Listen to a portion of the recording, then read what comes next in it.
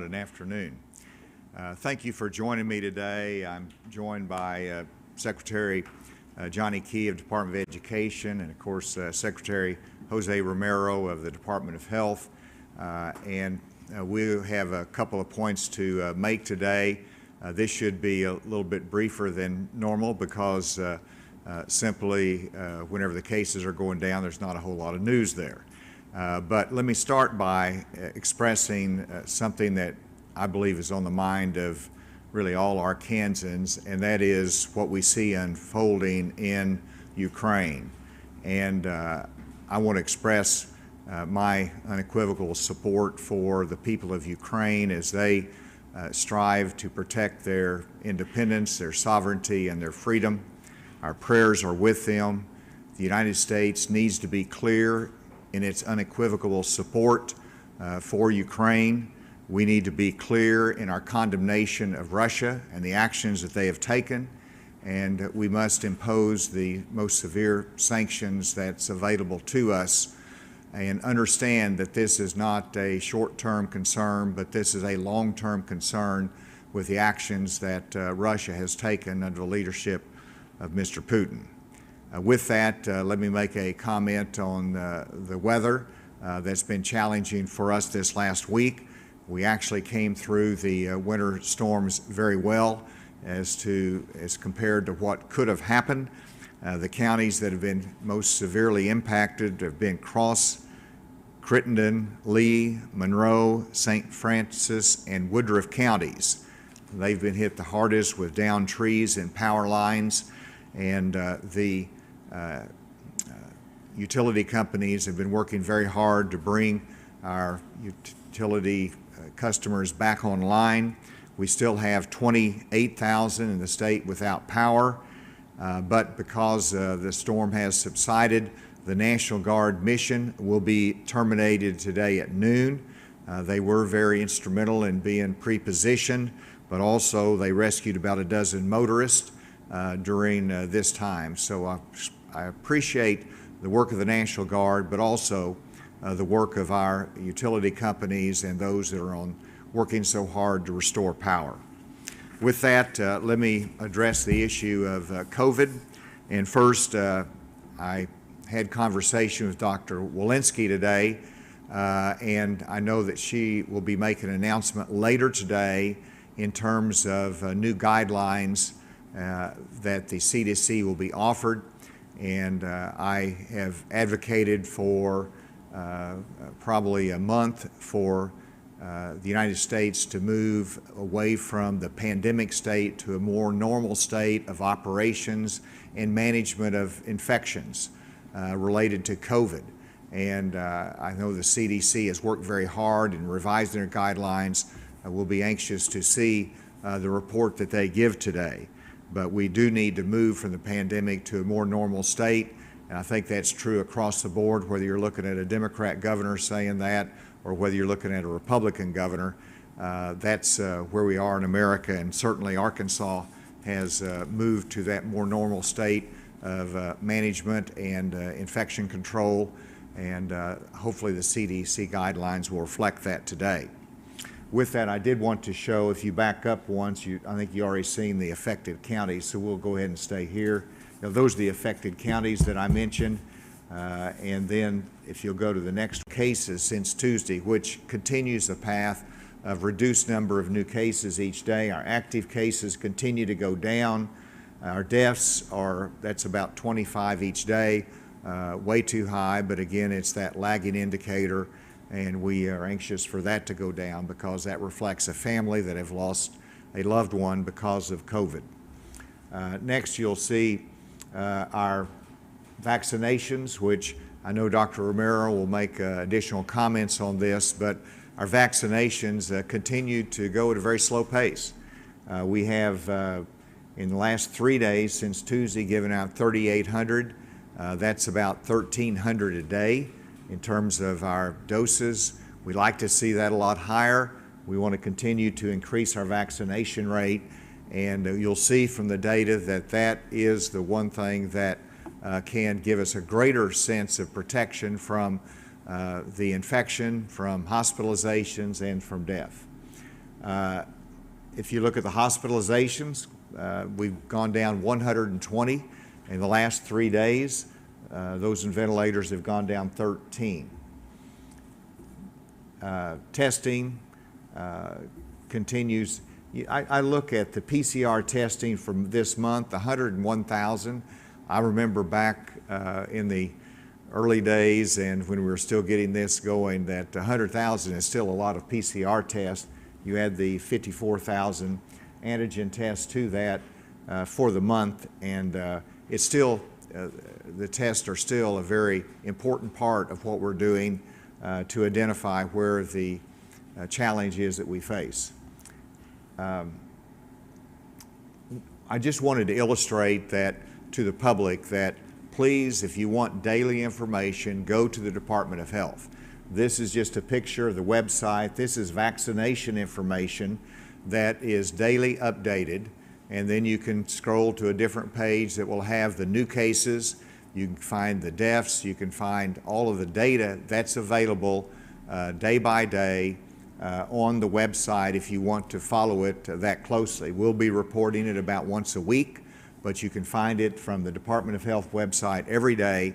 We're still continuing to be transparent, want all the data that's out there available to the public as we have it. Next, you'll see the trend line, which is important to note. You can see the Omicron variant and how high it reached, and now we're down to the point that it's the same level it was before Omicron started. And you'll see that trend, go ahead next, you'll see the trend line in a different way, and this is from the very beginning of the pandemic in March of 2020. You can see how it went up with first surge and then the second Delta surge and then the Omicron surge, and we're back down to the state that's not as low as it was last summer, but we trust we will get there. Then the next one would be the hospitalizations, and you can see we're not at our lowest point by any means, but our trend line is very steeply going down. Active cases, the same point, down to 9,972 active cases. And then go ahead, next one. This is the one that shows the lesson about those that have been fully vaccinated and those who have not been fully vaccinated. Of the new infections, 72% of the new infections have not been fully vaccinated. Hospitalizations, 80% have not been fully vaccinated. Deaths, 80% of the deaths have not been fully vaccinated. And this is by age category, and hopefully this will be an encouragement to everyone. You see the age category on the left, and on the right, the percent fully immunized. And of course, the younger age, 5 to 11, 15%, 12 to 18 is progressing. That's encouraging to me. That is up to 45%. And then, in fact, that's almost as high as the mid-range adults from 19 to 44. But you see as it gets the older age categories, it gets higher. In 65 and older, 77% are fully immunized. We want to continue that because when this started, I know the estimates were that if we got 70% fully vaccinated, that would be enough to control the infections. I think as time went on, those percents went up. Clearly, there's still risk there, and so the more we can increase the vaccinations, the better position we'll be in. And then, that concludes that, and with that, Dr. Merrill, I invite you for your comments.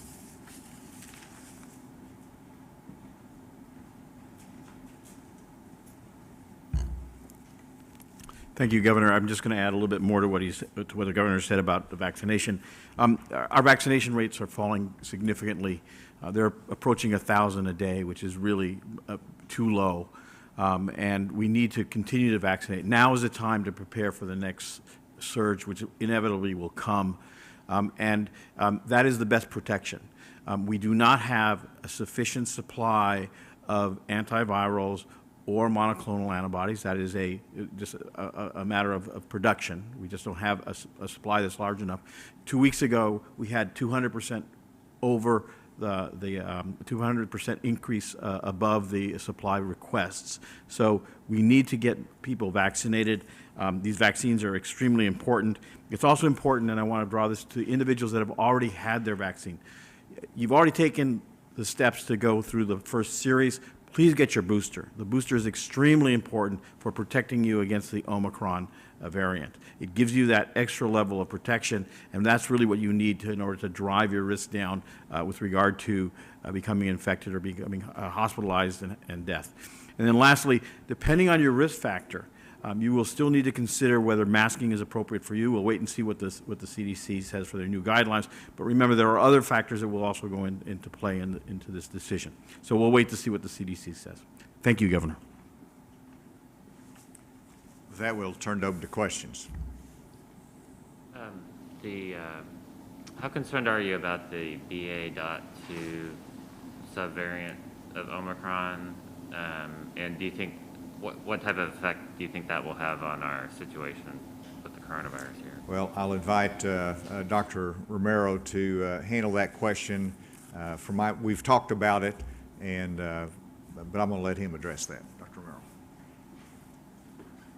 Thank you, Governor. So as has been reported, we are finding these rare isolates of this. What do we know? It is more transmissible, but the World Health Organization categorized it as not more severe than the current strain that's floating around out there. The other thing is that, at least in this country, where BA.2 has already been seen, such as in New York, it's not taking off and becoming the dominant strain. So it doesn't seem to be outcompeting what is already there. So we're watching for it, we're sequencing it both in our own state lab and externally, and it does not seem to be taking off, at least in the state. I expect to see more cases, but it's not resulting in more severe disease. Governor, you obviously mentioned that you talked with Dr. Walensky. Can you share more about the conversation that you all had? Well, I need to wait for her announcement today. I don't want to get in front of her, but it was given me a heads up as to what the announcement is going to be and the parameters of it. And so let's let her make the announcement this afternoon, and then we might have further comments. Governor, what do you think of the steps President Biden has taken so far in regards to Ukraine? Well, I'd like to have seen the sanctions move more quickly, and leading with that, I think we could have done that more quickly, and that would have been important early on. Secondly, it's about the expression of the American people and our level of support for Ukraine. I made that clear in my support for them, and the United States needs to continue to do that. And so I think it's important that the President continue with the message of support. We need to continue to lead Europe into full support for Ukraine. And of course, the sanctions is what should be accelerated. Yes? When you say sanctions should come quickly, do you mean before the invasion actually happened? Whenever it was clear that whenever they made the announcement that they recognized, that Putin recognized Ukraine as independent, those particular parts of Ukraine as independent, that should have triggered immediate sanctions at that time. And then, of course, he moved in, and we don't need to hold anything back right now. We need to give the full weight of our sanctions now. Does anybody remotely have a question? Good morning. Yeah, Governor. Oh, go ahead. Governor, it's Mitch at Channel 4. Question possibly to Dr. Jose Romero. And records have shown, I guess, recently that the Department of Health has known about rodents at the Family Dollar Distribution Center in West Memphis since March of 2021. ADH notified the FDA in October. Family Dollar just issued their voluntary recall last week. So 2 questions. The first question is why health officials did not move more quickly to address the rodents. And then one expert is calling this a failure across multiple agencies. Do you consider it a failure, given it took a year for the public to be notified about the rodents? Dr. Romero, do you want to address that?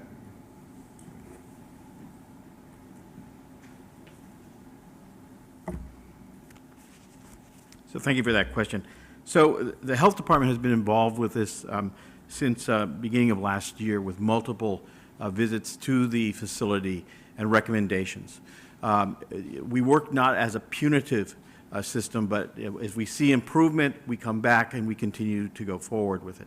So we've had several complaints after that. Each time they've addressed the issues that we've had. We raised the issue to the FDA and asked it to be moved to their to a contract compliance in October, but we continue to follow afterwards with investigations and making sure that they were trying to remedy the situations. So we have not turned our back on this. We've been following it all along, and I think that we've moved this forward as necessary. Any other questions? Yes, Governor Hutchinson, Brett Raines, 4029. Are there any concerns how this Russia-Ukraine situation could affect us here in Arkansas? I know we're all watching gas prices, but in terms of exports or importing certain key items. And also, secondly, could you expand when we say getting back to more normal sense when it comes to the pandemic? Expand on what that means to you and should mean to us. Well, when I say normal state, I'm referring to what we've already done, which is we've gone to weekly reporting. We really rely upon hospitalizations as a key metric, and that is you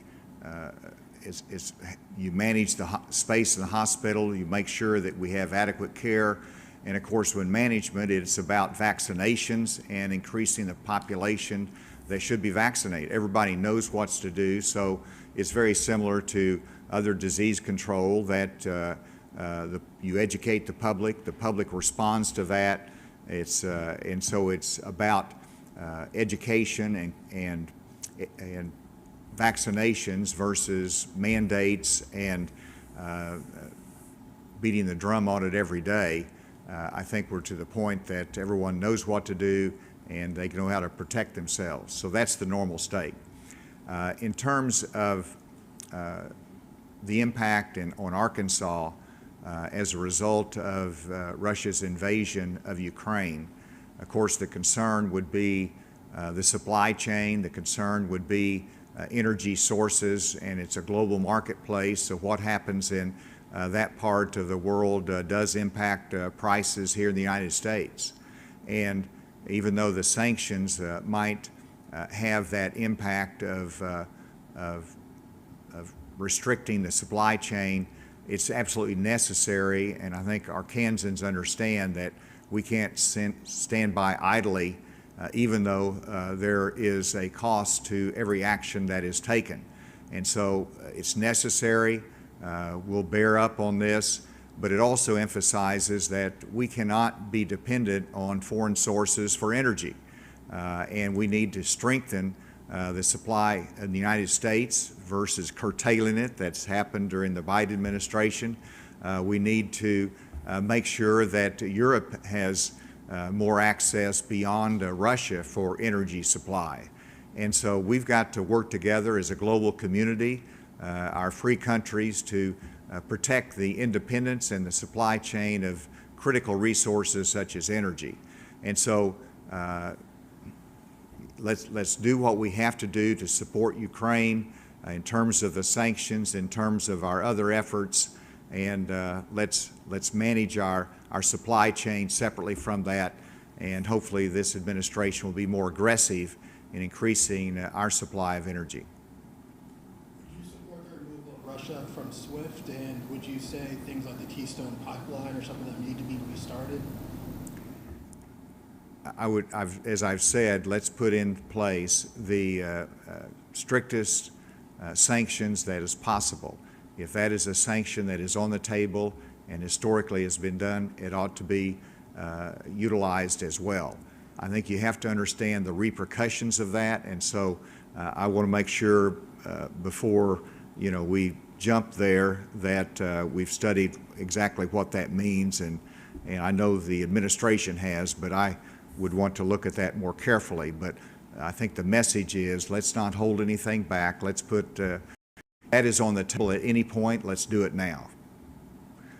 Thank you all very much.